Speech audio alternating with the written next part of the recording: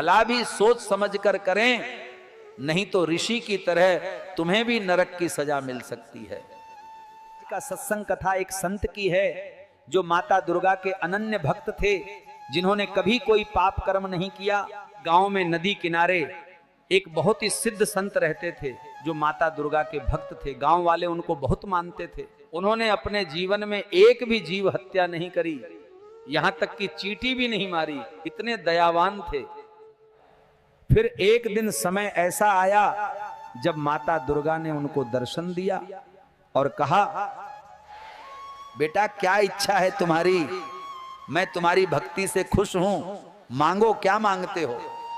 ने कहा, माता मेरी कोई इच्छा नहीं है, मैंने तो भक्ति इसलिए करी कि इस जीवन मृत्यु के चक्र से मुझे मुक्ति मिल जाए, ये जन्म ना लेना पड़े कभी भी, और मैं दोबारा इंसान रूप में जन्म न लूं और ना ही किसी भी जीव जंतु जानवर के रूप में। ये परमात्मा के पास ही रहना है, वहीं उनकी भक्ति करनी है, यही मेरी कामना है आपसे।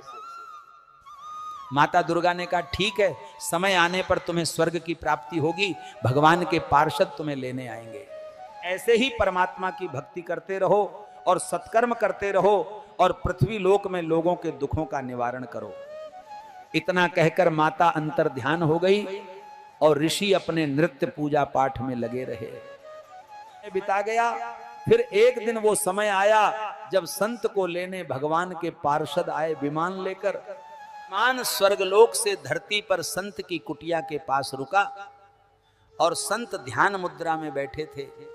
के दोनों पार्षद ने ऋषि को प्रणाम करा और कहा, हे संत ऋषि, परमात्मा आपकी भक्ति और सत्कर्म सेवा भाव से बहुत ही खुश है। हम दोनों को आपको लेने भेजा, ऐसा शरीर के साथ ही आप हमारे साथ चलिए स्वर्गलोक लोक। संत ऋषि ने भगवान के दोनों पार्षदों को प्रणाम करा और दोनों पार्षद से कहा, ये परमात्मा के पार्षदों, इंसान को और क्या चाहिए? उसको मुक्ति चाहिए ताकि उसको ये जन्म और मृत्यु का चक्र खत्म हो जाए। आज मेरी परमात्मा के प्रति भक्ति सफल हुई है और मुझे स्वर्ग की प्राप्ति हुई। आज मैं बहुत खुश हूं जो आप मुझे लेने आए। इतना कहकर संत ऋषि भगवान के पार्षदों के साथ विमान में बैठ गए और विमान उड़ने लगा आकाश में। विमान आकाश में उड़ रहा था। भगवान के पार्षद ऋषि को लेकर आकाश मार्ग से जा रहे थे। कुछ दूरी पर जाने के बाद संत ऋषि को बहुत जोरों की पानी की प्यास लगती है। फिर ऋषि पार्षदों से विनती करते हैं और कहते हैं, हे पार्षदों, मुझे पानी की प्यास लग रही है, नीचे नदी दिख रही है और आप कुछ पाल के लिए अपना विमान धरती पर नीचे नदी के पास ले चले ताकि मैं नदी में से पानी पीकर अपनी प्यास को शांत कर सकूं, फिर हम आगे चलते हैं। इतना सुनते ही परमात्मा के पार्षदों ने विमान को नदी के किनारे धरती पर नीचे रोक दिया। फिर संत ऋषि विमान से उतरे और नदी की तरफ पानी पीने चल दिए। जैसे ही वो नदी के किनारे पास में पहुंचे, उन्होंने देखा कि नदी के किनारे एक सांप और एक मेंढक एक दूसरे को देख रहे हैं। सांप मन में विचार कर रहा है, मेंढक की नजर हटे तो मैं इस पर झपटा मारकर खा लूं। उधर मेंढक मन में विचार कर रहा है, इसका ध्यान हटे तो मैं नदी में कूद के जान बचा लूं। यह दृश्य घटना सामने देखकर संत ऋषि ने सोचा, क्यों ना मैं इस मेंढक को बचा लूं। जाते जाते क्यों ना एक और पुण्य कमा लो और इस मेंढक की जान बचा लूं। संत ने विचार करके पास में से एक छोटा पत्थर उठाया और सांप और मेंढक के बीच में पानी में उस पत्थर को फेंक दिया।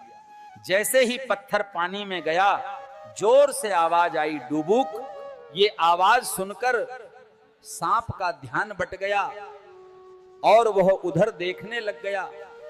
इसी का फायदा उठाकर मेंढक पल भर देर करे बिना पानी में कूद गया और अपनी जान बचा ली।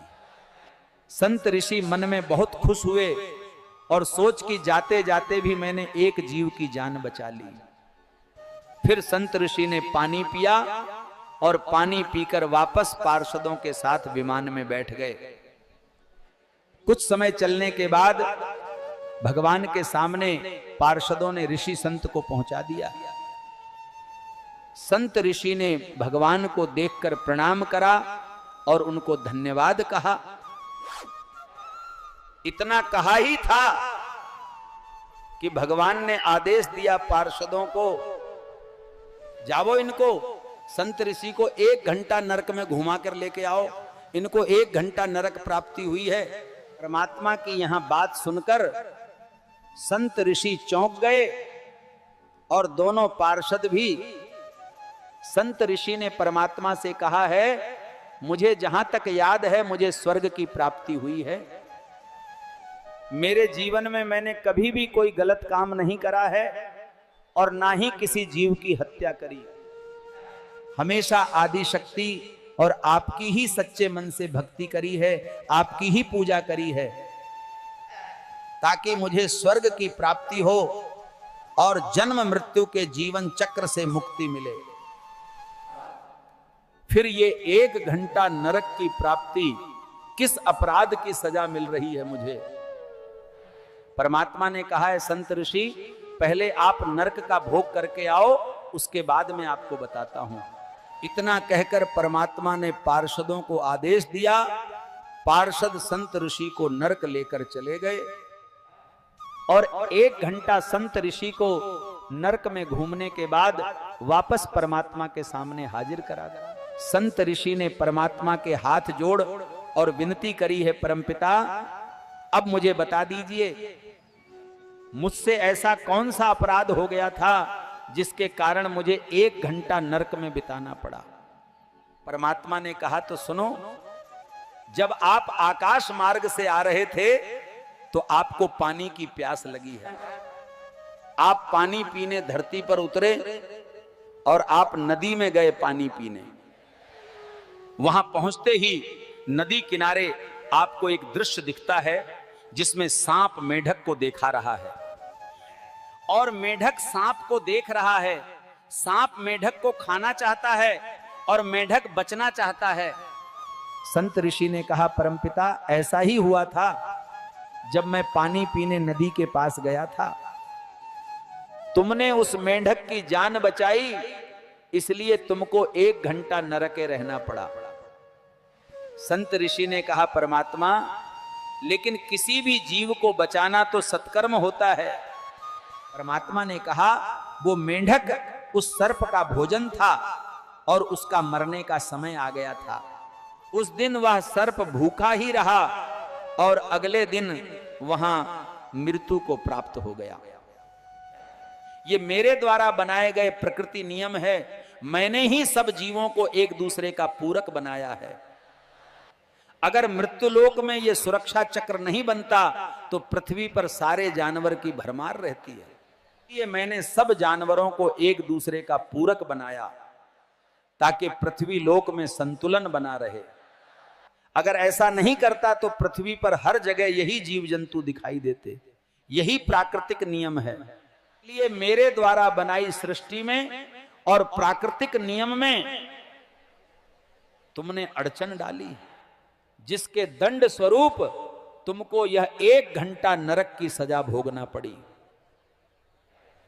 संत ऋषि ने कहा, ठीक है, परमपिता परमेश्वर में यह ज्ञान नहीं समझ पाया था, मैं ये भूल गया था जन्म और मृत्यु आप ही के हाथों में है, आप ही सबके मालिक हो। बस इतना कहकर भगवान के पार्षद फिर उन्हें स्वर्ग में लेकर गए और संत ऋषि वहीं भक्ति करने लगे। भगवान ने किसी को कर्मों की सजा दी है तो तुम सुख देने वाले कौन हो?